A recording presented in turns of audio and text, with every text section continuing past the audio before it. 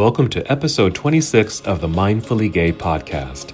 It's our 1-year anniversary, and today, Jerry and I are reflecting on the incredible journey that brought us here.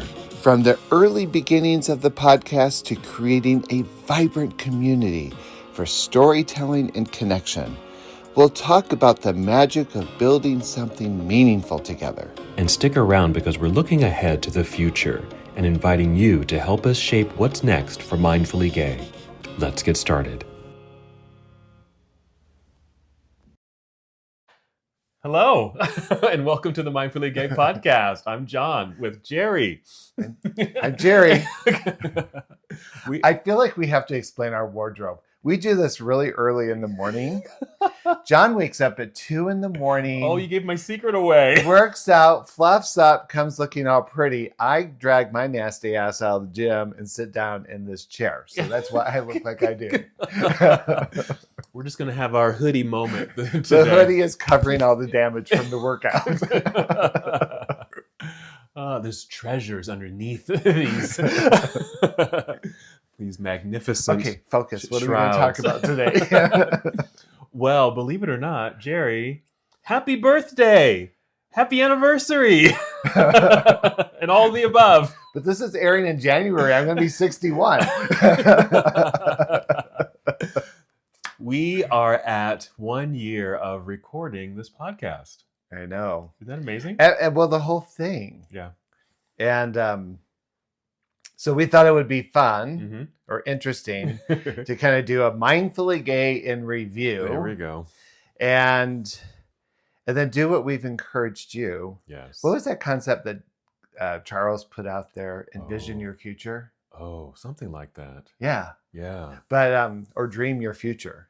And so maybe we'll do some of that. We're going to dream our future. I like that. And we want you to participate. Yes. Like participating in the comments or sending us notes or emails about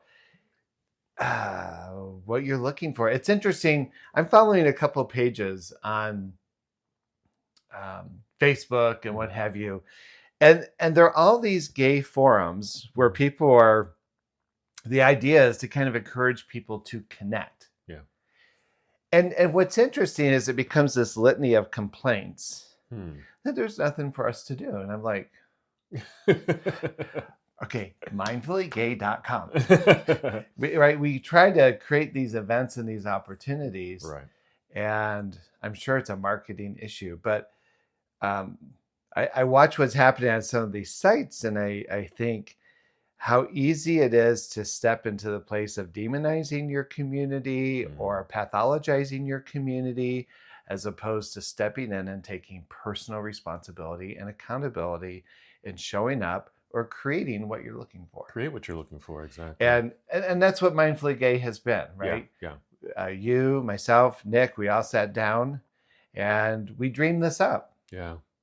And it's gone through some different transitions. The podcast was literally born down on our patio after about the third time the three of us were having these like deep conversations, and John said we should record this. We just need to record this. Yeah. and that was the birth. Yeah. And I have to say, it really doesn't feel like a year.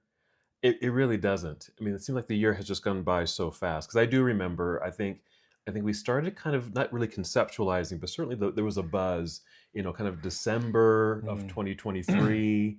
We're just kind of talking about things, and then you were working out with Nick, and then we're on the patio on the deck out there, and we just need to record this. Yeah. And that was the birth. Yeah, because our first episode was in January. I think the two of us had started doing queer spirit retreats. Oh, right? Yeah. Where we're still kind of using the banner of queer spirit and just kind of word of mouthing it, and got small groups together. We did, but we kind of got reignited from what we had done 20 years ago and working to create it now. Exactly. Yeah. And what's interesting is I love that people get caught up in the energy of what we're doing. I think I wish I understood this. And maybe I'm just kind of built a different way in this mentality, but people love the idea but struggle to be committed to it in a way that gets them off their couch and into the event. Hmm. Yeah. And another thing I see too is like there are some who have participated and then they may disappear. Mm-hmm. They've shown up for a little bit and then we don't see them, and that's kind of some question marks that kind of go through my head too. So these are just some things that are on the table for us as, how do we dream our future, right? How do we look into the future and what do we want to continue doing and what new things we want to bring to the table and to the community. And again, asking you, our listening audience, what do you want? What do you want to see? What do you want to do? And how can we help you maybe be more engaged in this revolution, really, that we've started last year. Yeah. Revolution. Well,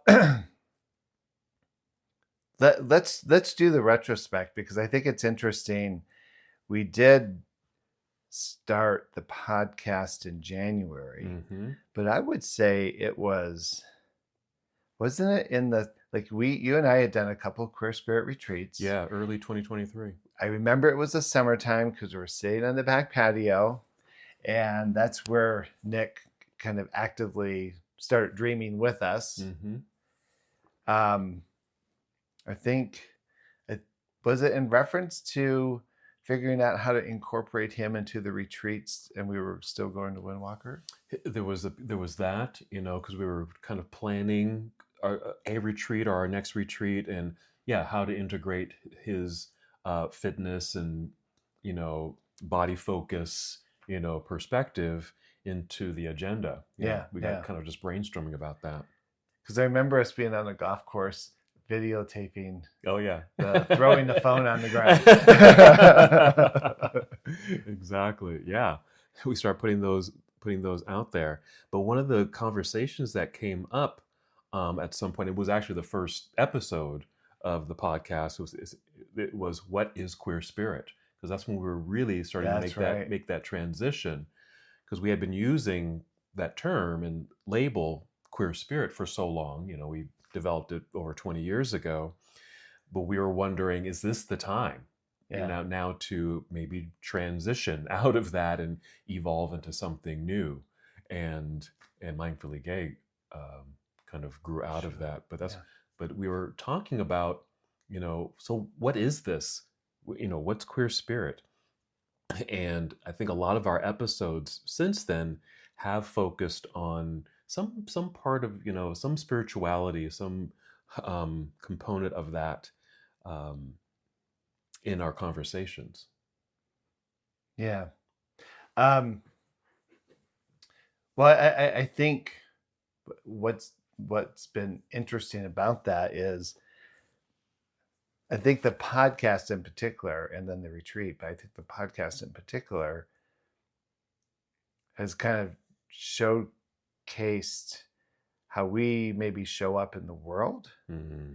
And spirituality and the communities that I belong to outside of Mindfully Gay certainly has had a strong influence in my life.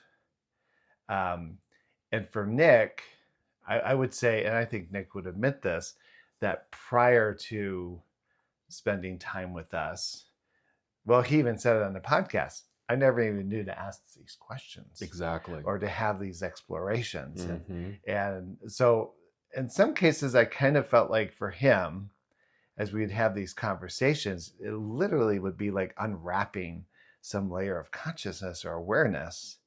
And sometimes you and I could, we could see that happening in the process. Yeah, it was happening on the spot, in the moment, live as we were recording. Yeah. And I think that's really true about kind of that underlying queer spirit and the spirituality that we brought to this podcast, is that how I look at it is, we've been doing this for a long time, and we can go into autopilot and kind of just do our thing. Yeah. Like when we show up at a retreat, we just kind of know what to do, because Right. we've been doing our yoga and the sweat lodge and et cetera, all those things that just kind of come naturally to us. Yeah. But once we sat down and start really talking about this, and I know for me, and I have to agree with Nick, like these, we were starting to talk about things in ways that I had never voiced before.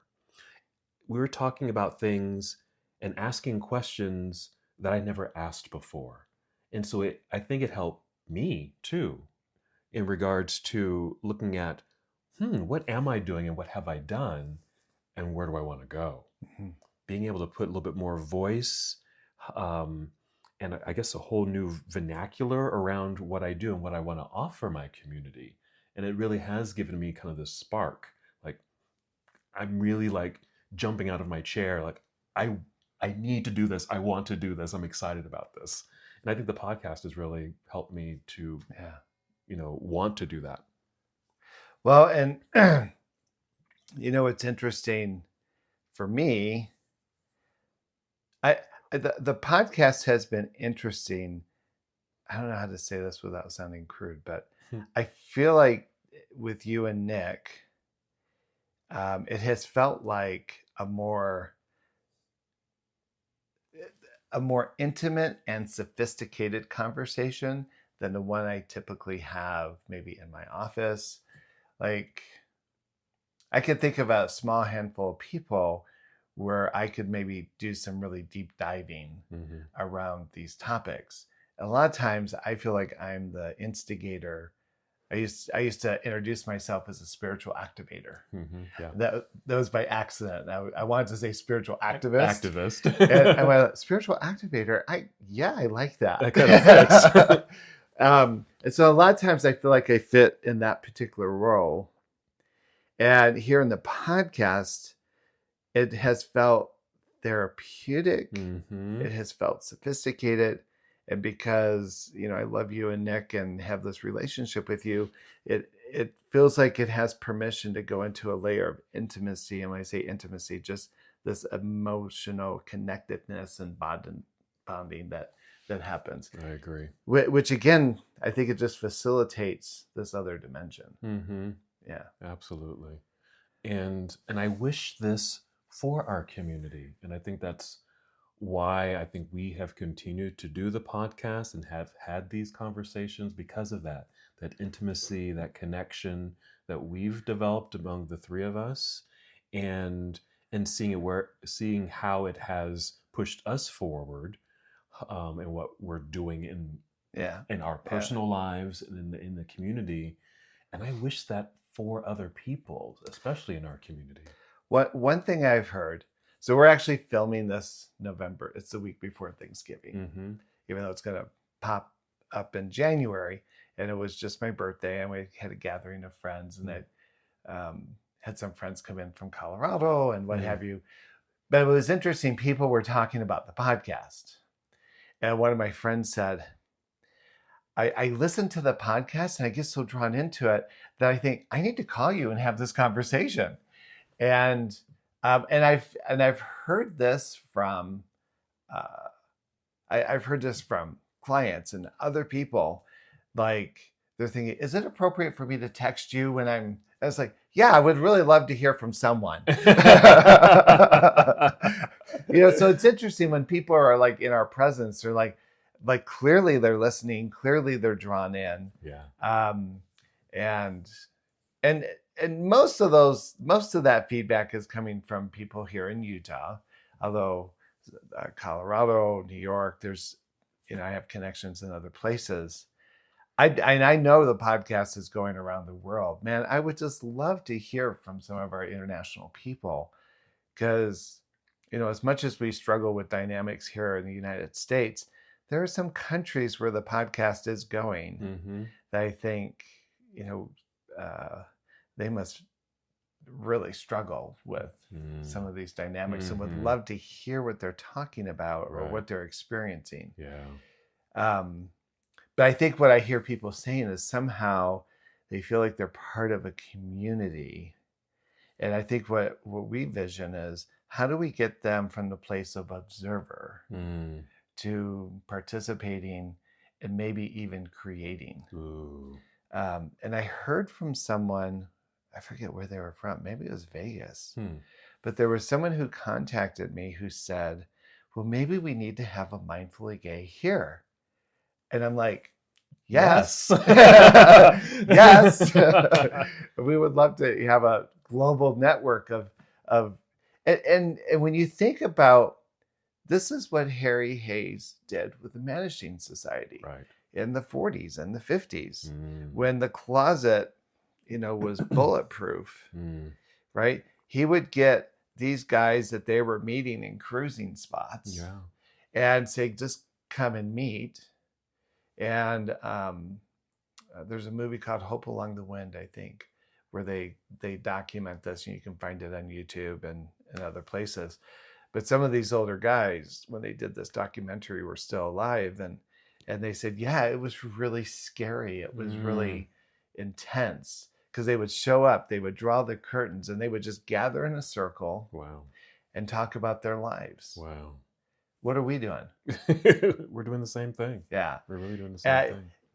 yeah, considering political climate, social climates, we're seeking community and building community, Mm-hmm. and that's what's missing. These guys on Facebook who are feeling isolated, they want community, they want connection. And I think you and I, right, we kind of grew up in the age of activism. Yeah. In fact, remember when, I forget his last name, but this guy David put the scotch tape or the electrical tape across his mouth, and that became like a national symbol of what was happening. Right, that happened here in Salt Lake City. Yeah. But we would get together, Mm-hmm.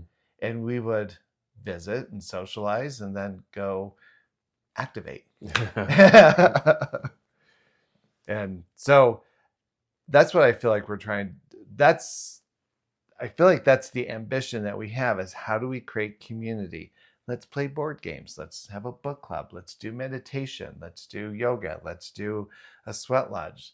The heart circles and pipe ceremonies is probably one of our most popular gatherings. Mm-hmm. We'll have a dozen guys show up for that. Yeah.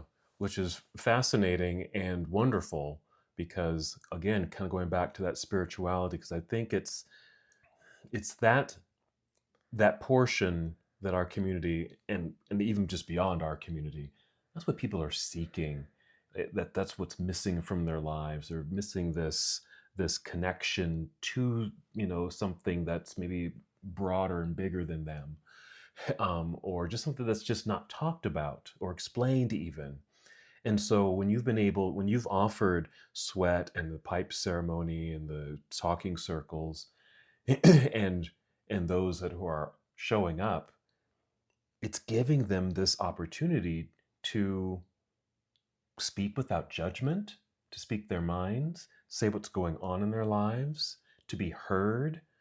And I think that's quite universal, really, and what people are needing in general. Just a safe space, Mm. no matter what community you fall into, a safe space to speak your mind, to talk about how you're feeling, and to not be judged.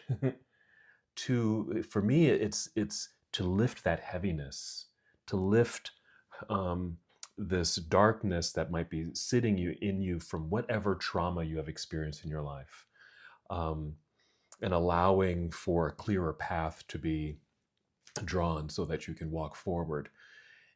And and as I say that and think about this, I wonder, because I said earlier about, we get some people that they come for a little bit and then they kind of disappear. And I get that in yoga classes too sometimes. My hope with that is, even though I may not see them again, I'm hoping they are walking away with something, that they found something of value in the podcast, in our social events, the retreat, a yoga class, a pipe ceremony. We may only see them once or twice, but I'm hoping that they got something, Yeah. that allowed them maybe to do what we're suggesting. Create a group, be an activist, speak your mind, or clear your path and do the thing that you want to do. I mean, that is my hope, since we don't see these folks again. Yeah. Yeah. Mm-hmm. I think Cole's a good example of that, Yes. because Cole got involved in the lodges and that one retreat. And he shared this in a podcast, right? That he Yeah. was in this really dark space. He Mm-hmm. was really struggling. Nothing was really working. He came into a lodge and it was like something shifted for him. Something shifted. Then he came to the retreat and had this, great experience, and then another lodge experience. And I think he did maybe 3 lodges total. Mm-hmm. Um, and he he's in a totally different space. He Mm-hmm. doesn't come every time we do an event, but he certainly speaks with deep gratitude that whatever happened in those experiences fed him Mm-hmm. enough to kind of find his own trajectory. Yeah. And I see that all the time. People Mm-hmm. will float in and out of the lodge experience or a Mm-hmm. pipe ceremony. Like they show up when they need it. I remember this one Yeah. couple randomly showed up at a pipe ceremony. It was a straight couple that were trying to have kids. They had actually had a tragedy with a child that died at a very early age. Anyways, they came to the pipe ceremony once or twice. Their prayer was basically, we need help working through our grief and having more babies. Yeah. And they came to a retreat that we did. You were actually Oh, there. I remember that. Yes. Yeah. Oh, absolutely. And okay. Yeah. guess what?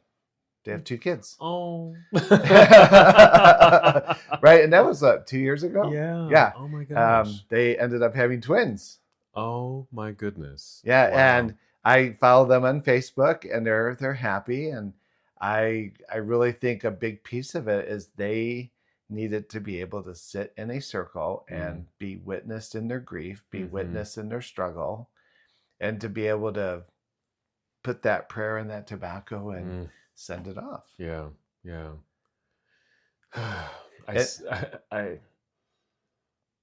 It just makes me think, as I dream about our future and what are we drawn to do? What are we supposed to do? What are we doing? I think for sure, and I think we've done a good job at this, because we keep encouraging each other, just keep doing this. Just keep doing this. Yeah. Keep doing the podcast. Keep having the circles. Sometimes, we only get 1 or 2 people, and it's kind of discouraging. It is discouraging. But sometimes those small circles are powerful ones.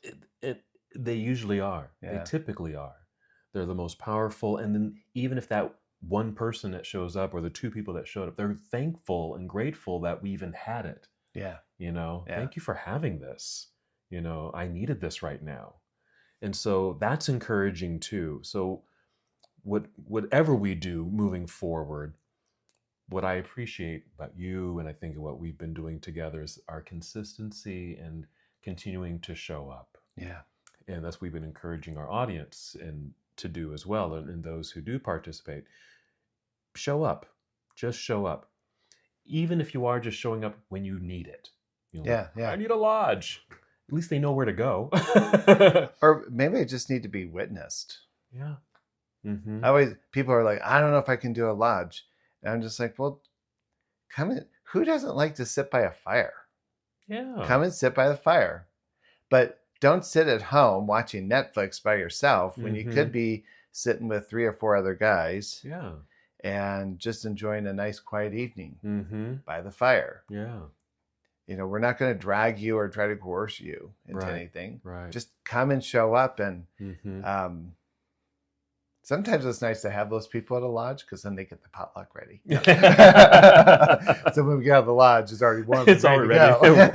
Ready to go. Ready to go. The spirit plate's ready to go. Yeah. So we talked about this idea of dreaming the future. And I really am proud of what you and myself and Nick have created with the podcast. Like, I think the podcast in and of itself is surprisingly getting the message out there. I think we've had some challenges around the events. I have a full-time job. You have a full-time job. Nick does. And, it takes there's a lot of energy that goes into building a website, creating the events, holding the space. So the podcast in and of itself is something that I'm proud of. And I got to remember to start putting it in my bio. Yes. Our challenge is marketing. Our challenge is getting the word out. So if you love the podcast, forward it to someone, because there you go. We're cheap. We don't want to pay. We don't want to pay for the programming, right? The events that I think have drawn attention. We always get a big turnout for the lodge events and the pipe and heart circles. I hear people that go to your introduction to meditation. Yep. Like, they love it. What I hear from people is he makes it so easy. Like the way you explain it seems to, because I hear from people and it's like, I always thought meditation had to be like this thing out here, but it's so accessible when John talks you through it. What else have we been doing? Well, our retreats tend to... And the retreats. Yeah. We were doing the retreats at Windwalker, which made it a little bit more costly. I think you and I think all three of us have been really committed to the idea of how do we create events that are accessible, and practically everything we do is free, but the retreats. Right. And to me, the retreats are like this great deep dive into, like, they get to be a part of this. Like, I think one of our podcasts needs to be one of our talking circles. Oh yeah. I really do. But I think when we moved the retreats here, which greatly reduced the price, it worked just as efficiently, if not better. Yeah, it made it so accessible. And I think part of that, and I think we got some ideas from Cole. Cole actually helped with some of our marketing ideas and what to do, because we were just doing the retreats and the podcast, and that's all what we really had. And he suggested, well, just have some free events, just do some things just to get people showing up. And so that worked, and we did that. But when we made the decision to move from Windwalker into your home, again, that was just something that we were just so used to doing. We would always just go down to Windwalker. Yeah. We're used to the space. We know how to work the space, but it was hard getting people down there. Yes, it's a little bit of a drive, cost, etc. But bringing it back home really was quite valuable and important and rewarding on many levels. And I was able to say this, and I know Nick has said this, because you have created something so beautiful in your home, through sweat lodges and this community that you have created, people feel very comfortable here. I feel at home in your home. I feel like I'm just kicking back and kick my shoes off, and and I'm at home. Yeah. And so having that feel here as a retreat setting, and then to do our work, to do our spiritual work and to talk, it just made it so much easier. And I think that's what made it so inviting. I think when people came to the space, we even had, people's reactions on some of our podcasts on how they responded once they got here. And a lot of folks just said, yeah, I was really nervous about the retreat, but once I got here, I took a big sigh of relief knowing that I made it, I'm here, and I'm ready for the experience. So it was just like this weight of anticipation and anxiety just kind of washed away the moment they walked in the door. Yeah. That's because we have lavender through the heating vents. No. Just soothing and calming. People walk in, it's like, a little happy dust. No. Yes. I was thinking, some of what was the event where all these people showed up at your house? It was a breakfast or something. Yeah, I did a waffle breakfast. Yeah, I think that had the most people. Yeah. Uh-huh. And I did a little Sunday brunch kind of a thing. That's when we realized your house is small. But it's interesting, potlucks, the waffle thing. Didn't you do a how to bake thing? Yeah, we did a chocolate chip cookie baking. I had a good turnout with that too, because yeah, again, it was in my home, in my kitchen. It's doing something that I love to do, and Uh-huh. I got to share, and I kind of gave them the tasks of mixing and all the stuff, and it was a lot of fun. And we baked the cookies and ate the cookies. Yeah, yeah. It was just a lot of fun. So it's interesting the things that people respond to. Hmm.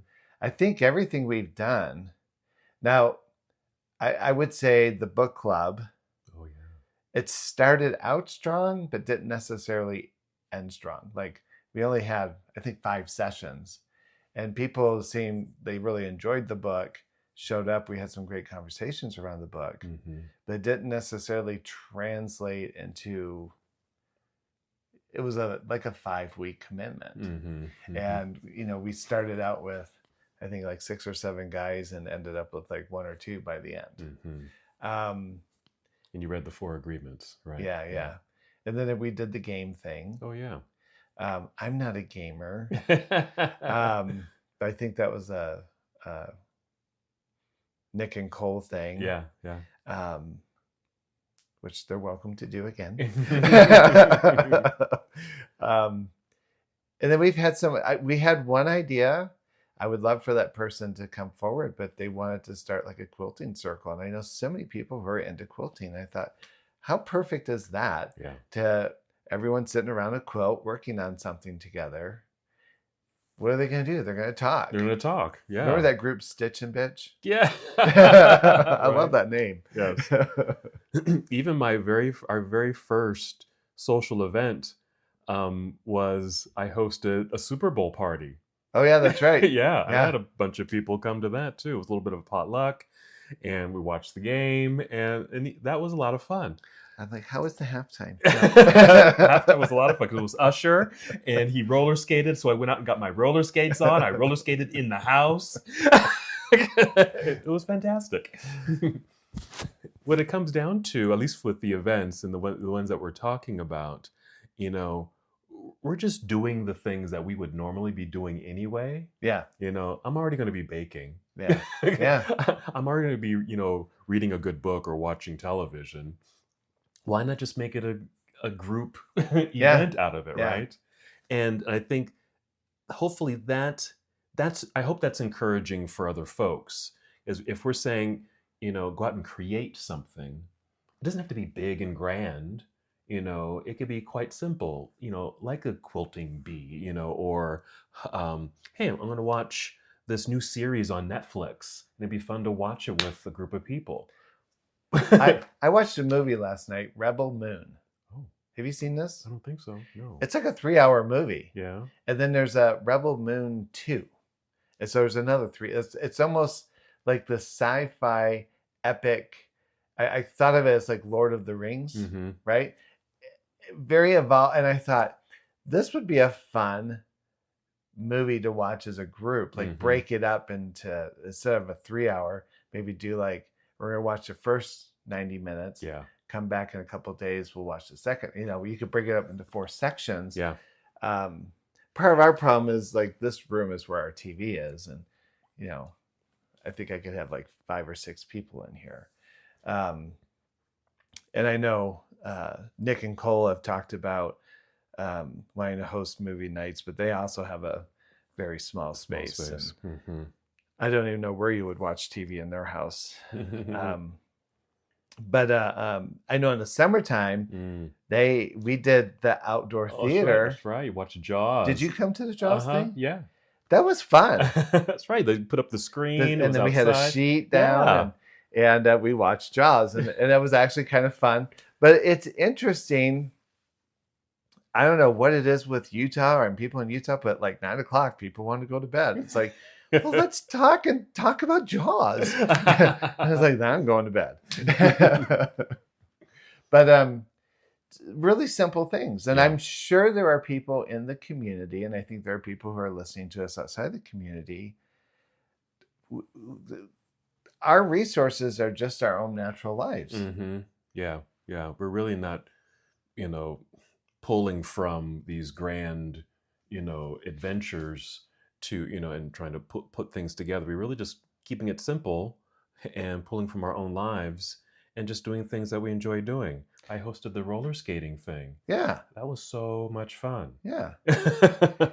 And I think people might overthink the whole process, right? Because what I would suggest, I wasn't at your roller skating thing, but I think you told me at some point we all got tired of roller skating and we went to the table and we just visited. Yes. Mindfully gay. Perfect. I mean, that's what this is. Yeah.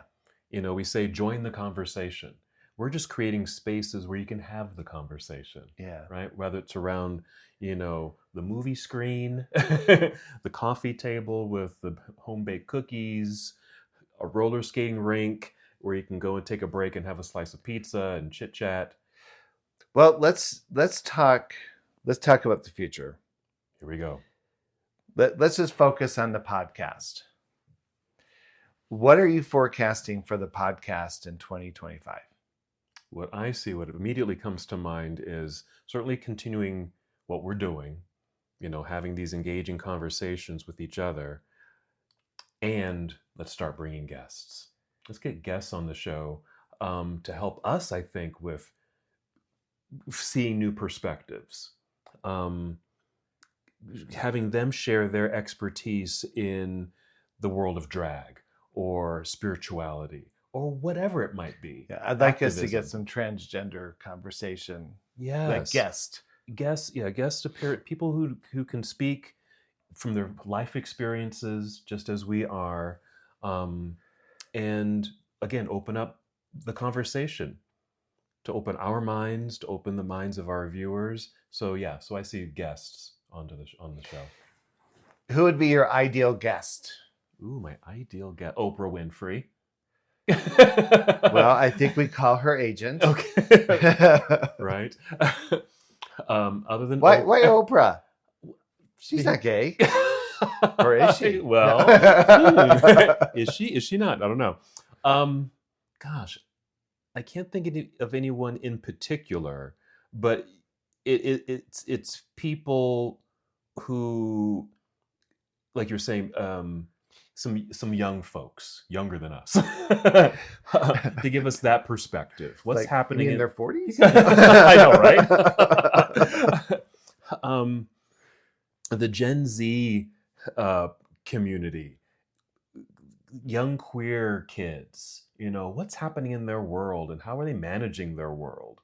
It'd just be interesting because I feel so out of touch. Yeah. And I just want to lean in and what's happening? How are you guys doing this? Because when I was your age, I wasn't dealing with this, and this is so different. So I would love to get, a young person's perspective in the queer and gay world right now. I'm going to put something out there, and I know we've talked a little bit about avoiding politics, but this is going to air in January, probably before or after the inauguration. Right before the inauguration. And and it's November. It's a couple of weeks after the election as we're recording this. And it's interesting, right? There is a lot of, right now, a trajectory of fear and apprehension for a lot of queer folks, in particular our trans friends. Yes. But I think all of us are feeling pretty fragile about the access to our rights and our civil rights. And wouldn't it be fun to get a talking circle together that we could record, where instead of kind of focusing on the fear and anxiety, that we go back to old school activism and creatively figure out how do we promote the relevance of our lives to the broader community. Yeah. I think that could be a 2 or 3 week series, quite frankly, because and again, I was inspired with Harry Hayes, who suggested probably in the 90s or 80s at some point that instead of, in particular, he was talking about gay people, which gay was the vernacular at the time, right? But he said gay people need to stop demanding civil rights and to demonstrate to broader society the relevance that we bring and Yes. manifest. Mm-hmm. And in that context, he said, look at where we show up in society. And we do. We're girl, we make things look pretty. No. Mm-hmm. Yeah. And we're tend to be service oriented, Mm-hmm. entertainment. And we talked a little bit about the prose I wrote about what would happen if gay people went on strike, Yes. Oh my gosh. right? Mm-hmm. And we took everything with us. Mm-hmm. Wouldn't it be interesting to have a intergenerational group of young, middle-aged, elderly Mm-hmm. people sitting in a circle to actively create in conversation and in circle our relevance and to find our sense of community and what we bring to the circle? Absolutely. It would be so powerful, mainly because of the times that we're in right now, and and the worry and fear of what's to come potentially, and the fragmentation that seems to be occurring already.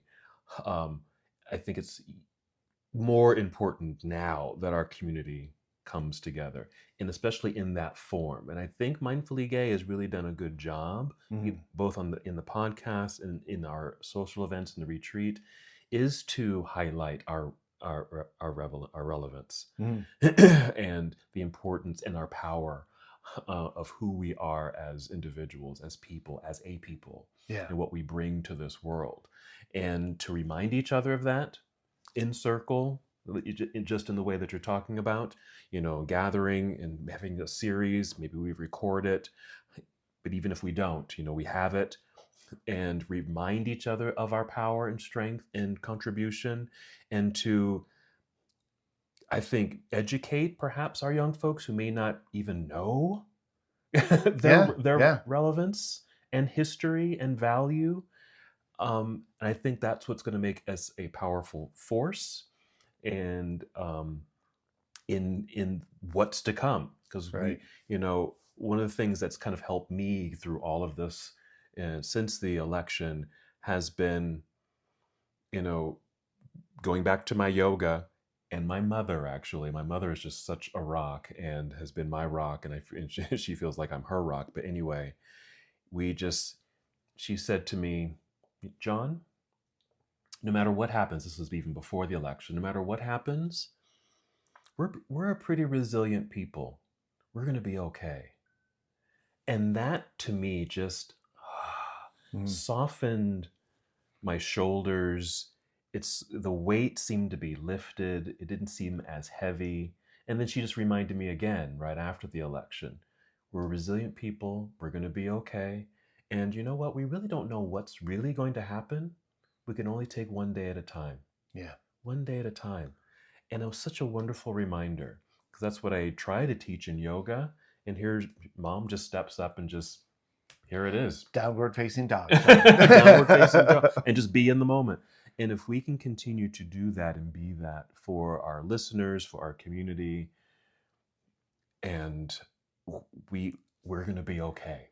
Well, I have been saying the same thing to my clients. Yeah. And here's the evidence. Just my lifespan, HIV and the devastation of AIDS really when the government ignored us, what did we do? We organized, we rose up. Sure did. We got queer in your face. Sure did. We demanded, right? We did not go down quietly. And when marriage equality was being attacked, exactly. Yep. We showed up. Sure did. We made our voices heard. We came out of the closets. We made our relevance known. Just in my short life, there are several examples of. I'm thinking about how, and this wasn't necessarily queer folks, but I thought it was very ingenious when Matthew Shepard died, and that reverend would show up at the funeral Mm. and with the hate and the vitriol, Yeah, right? yeah. And what did those people do? They dressed up as angels, created like this barrier between the protesters and the grievers, Yeah. or the, the grievers, the mourners, Mourners. right? Like, we know how to visibly show up Yes. and demonstrate our relevance Mm-hmm. and our resiliency. Yes. Um, yeah, we have, and in our diversity, right? Like, it was the lesbians that showed up for the gay men Mm-hmm. during HIV. Yeah. It was not just queer folks, but our allies that showed up. You know, I'm thinking when the Mormon Church worked so aggressively against marriage equality, Mm-hmm. the cost was Mormons who said, we're done with our membership. Yeah. Right? In the scope of that diversity, we showed up. Mm-hmm. And so I'm not even sure how we got on this topic, but I well, yeah, so I think what I would love to see happen with the mindfully gay movement Mm-hmm. is, how can we as queer people, queer men, trans men, bisexual men, and I would even argue, bring in our right, all of us across the spectrum. What happens when we are actively engaged in showing up for each other, seeing each other, holding visible space for each other? Mm-hmm. Um, I'm going to make an observation that something occurred to me last night. Mm. It was on Grinder. Mm-hmm. Grinder's good for lots of things. And not to toot my own horn, but I'm going to a little bit. I've gone through a pretty interesting physical transformation. Absolutely. Yeah. And on Grinder, I don't typically have my face, but I do have my upper body. The pictures are relatively new, Mm-hmm. right? And it is so interesting to me. I love it. I get a lot of compliments from 19, 20-year-olds to people my own age, not necessarily people hitting on me. But it's interesting. Someone contacted me yesterday and said, "You're looking strong." Mm. And I thought that was a compliment. It wasn't an objectification. It was like they saw something. And that's how I Yes. heard it. Yeah. Yeah. Yeah. And so I responded with a thank you. Mm-hmm. Um, and it got me thinking. I thought, wow, it's interesting. Now that my body fits a particular agenda, Mm. suddenly people see me. Mm. And I wasn't sure how I felt about that, Mm. because I don't think my personality, my wit, my spiritualism, I don't think any of those other components, yeah, it's evolving. But I think it's interesting that now I'm somehow qualified to be heard. Mm. And how this kind of ties into the future of Mindfully Gay is, I would love for us to have a circle that is committed to the idea of getting to know each other beyond the physical trappings, but to sit and fully celebrate your age, celebrate your race, celebrate your intellect, celebrate your struggles. Like, what happens when we really profoundly show up for each other this way? Mm-hmm. Is that making sense? It absolutely makes sense, because when we do show up in that way, we're going to show up in other ways, especially on the political front. When we're out, our allies and folks who are out there fighting for our rights, they've got backup. They've got people who know them and have their back and have gotten to know them intimately, personally, and will support them. But it starts with just sitting down and having conversation with folks and Yeah. getting to know people. That's how I'm going to have your back. I love it when younger guys say, "Will you be my daddy?" And I respond back, "Yeah, but there are some rules." And then I'll say, "There's a curfew. I expect you to be nice to people. You need to be pleasant, and you need to talk respectfully to your elders. Get off of social media and start talking to people." And they're like, "Yeah, never mind." Ooh, high standards. No. I'm not so sure I understood their initial request. Oops. I don't want a daddy. Never mind. Never mind. But so when I think about the future of Mindfully Gay, Yeah. and it's interesting when I like to do vision boards. I like to just put everything on the table that my heart wants. Mm-hmm. And it's always so interesting when people are like, yeah, that's not going to happen. Like, well, fuck you. Like, there's a really strong possibility it will. Right. But you're right. The fuck you attitude, or that won't happen, or no, that's not how gay men operate, or right. Like we tend to rely on the barriers as opposed to tapping into this magic that is inherently ours. Yes, yes, yes.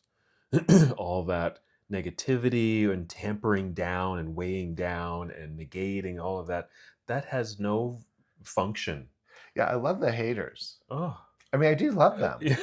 Because I think if they're not picking on us, then they're leaving some other poor fucker alone. Yeah, true. Guess you're right. Yeah. But at the same time, there's some folks who are just going to do that, right? And there's some who want to remove themselves from that or change their own perspective. And I think Mindfully Gay can give them that opportunity to see their value, and to share their gifts. I want to invite the lovers to show up. Like the haters, they have their platform, but I want to hear from the lovers. Yes. I want to hear from the shamans in training, the myth makers. I want to hear from those folks who believe in fairy tales and magic. Yes. Those are the stories we want to hear because they're encouraging, they're enlightening. They, with the work that I do, I always have this vision of clearing the path, getting the roadblocks out of the way, getting the obstacles out of the way, so we have clear path. And that's the kind of people I want to be in contact with. Yeah. Who are holding my hand down the road rather than kicking me off the road, Yeah, so the question was, what do we envision for the podcast in the future? And I'm kind of hearing the responsibility for us to be more magical, more eclectic, more find ways of actively inviting others to come and sit with us. The few little teasers we've put out there haven't necessarily bore fruit yet. Not yet. But that just means that we have to cast a bigger vision to draw them in. Yeah. I think as far as Mindfully Gay, our programming or our offerings, I have to be honest, I'm not exactly sure. The one thing that was suggested to me, and actually this is with one of my straight allies, who is she's kind of part of an industry that might understand this, talked about doing these like day workshops. So one workshop we fielded was dealing with faith crisis. Oh, yeah. Right? How many people in our community have left in fact, we just did a broadcast on religion, right? Yeah, we did. Because we're very conscious of the damage that religion does to our psyche, to have a faith crisis workshop day. Yeah. Other topics might be the questions of sexuality and intimacy come up. Right. So that is one thing that I've actively got on my mind, is having 1 or 2 day type of workshops, Mm-hmm. kind of see if that draws people in. I think they would. I really think they would, especially, we keep what we've got going, doing the things that are drawing people in, just kind of walking our path and inviting people in, doing yoga, baking, sweat lodge, etc. We'll keep doing those, and we'll certainly have our at least 2 retreats, weekend retreats in the year. But yeah, and to have something in between, specific topics, day workshops like that. Our Um, holiday recovery program. Holiday recovery program. Oh my gosh. Political recovery. Well, it's interesting. We kind of laugh about that, but what happens if we think preventatively and we did a quarterly check-in? Like, here we are in the Yeah. first quarter of this presidency. How are we feeling? How do we support each other? Yeah. Yeah. Yeah. Just things like that. If we can kind of forecast in that way, and knowing that we're just going to need each other no matter what happens. We're just going to need each other. Yeah. And yeah, if we're doing programming like that, just they can be very casual social events, just sit around on the sofa or sit on the deck and have some lemonade or something, Yeah. or have a kind of a good, kind of a workshop kind of thing. I think those are things we can easily do. Yeah. Really. Yeah. And certainly are in um, our bandwidth that we can offer to our folks. Yeah.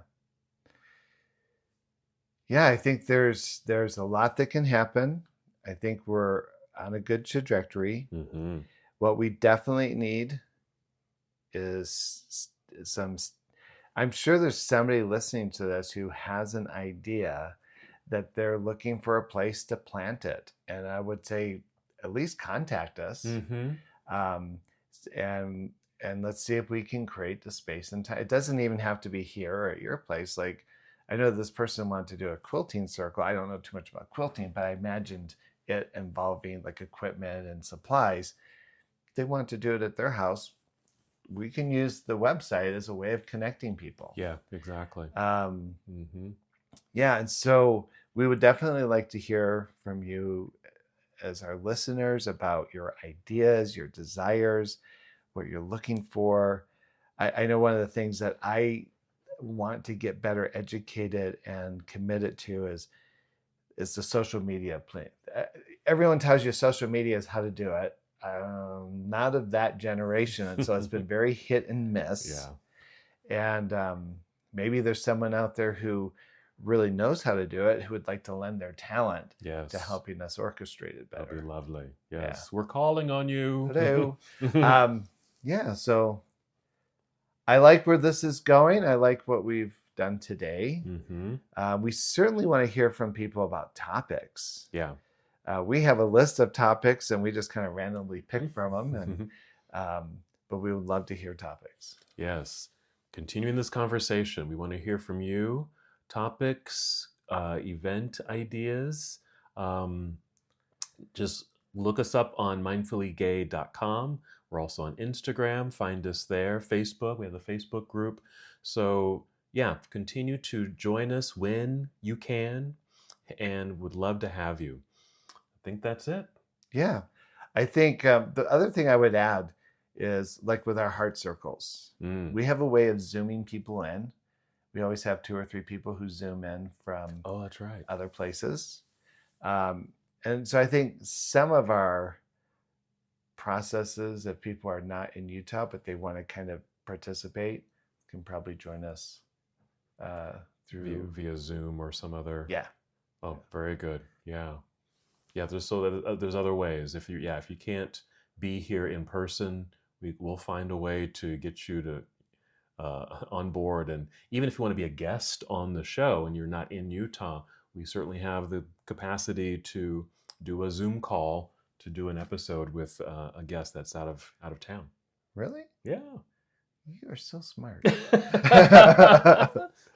Well, we want to thank everyone for joining us, and stay tuned and join us on the podcast, mindfullygay.com. Thank you. Thanks for joining us for this special 1-year anniversary episode of the Mindfully Gay podcast. We're so grateful to have you as part of this community. If you have a story to share or ideas for future episodes, events, or guests, we'd love to hear from you. Connect with us on Instagram or visit our website, mindfullygay.com, to stay up to date on upcoming free social events. And don't forget to subscribe on Apple Podcast, Spotify, or YouTube so you never miss an episode. Let's keep creating magic together.